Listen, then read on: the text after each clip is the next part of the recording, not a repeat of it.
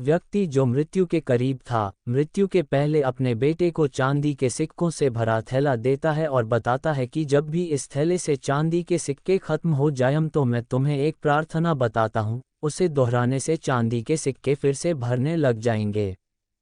उसने बेटे के कान में 4 शब्दों की प्रार्थना कही और वह मर गया। अब बेटा चांदी के सिक्कों से भरा थैला पाकर आनंदित हो उठा और उसे खर्च करने में लग गया। वह थैला इतना बड़ा था कि उसे खर्च करने में कई साल बीत गए। इस बीच वह प्रार्थना भूल गया। जब थैला खत्म होने को आया तब उसे याद आया कि अरे, वह 4 शब्दों की प्रार्थना क्या थी। उसने बहुत याद किया, उसे याद ही नहीं आया। अब वह लोगों से पूछने लगा। पहले पड़ोसी से पूछता है कि ऐसी कोई प्रार्थना तुम जानते हो क्या जिसमें 4 शब्द हैं।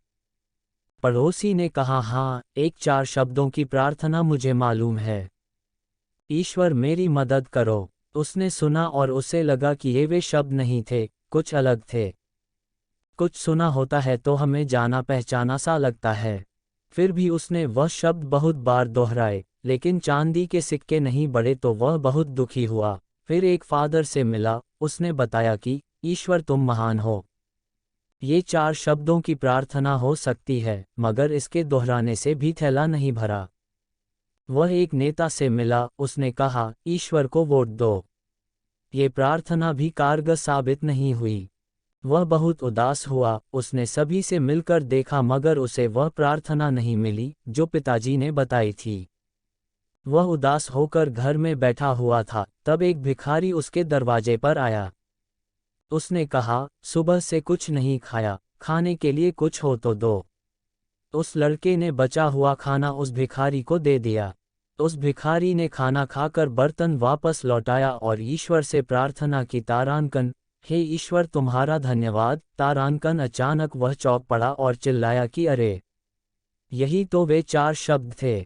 उसने वे शब्द दोहराने शुरू किए, हे ईश्वर तुम्हारा धन्यवाद, और उसके सिक्के बढ़ते गए, बढ़ते गए। इस तरह उसका पूरा थैला भर गया।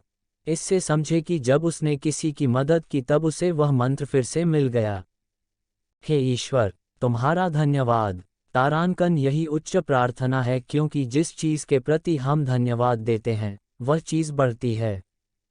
अगर पैसे के लिए धन्यवाद देते हैं तो पैसा बढ़ता है, प्रेम के लिए धन्यवाद देते हैं तो प्रेम बढ़ता है।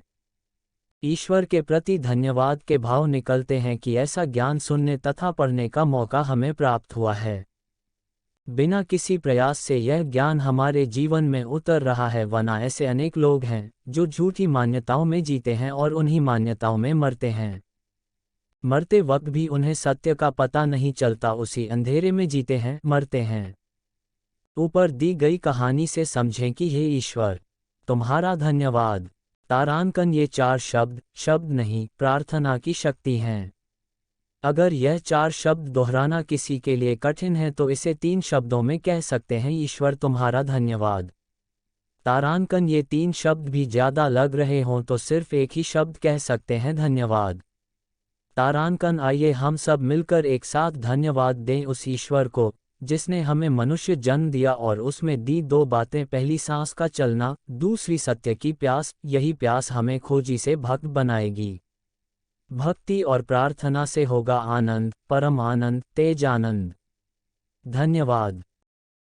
अगर आपको ये वीडियो पसंद आई हो तो लाइक करें, सब्सक्राइब करें और बेल आइकॉन को दबाना न भूलें।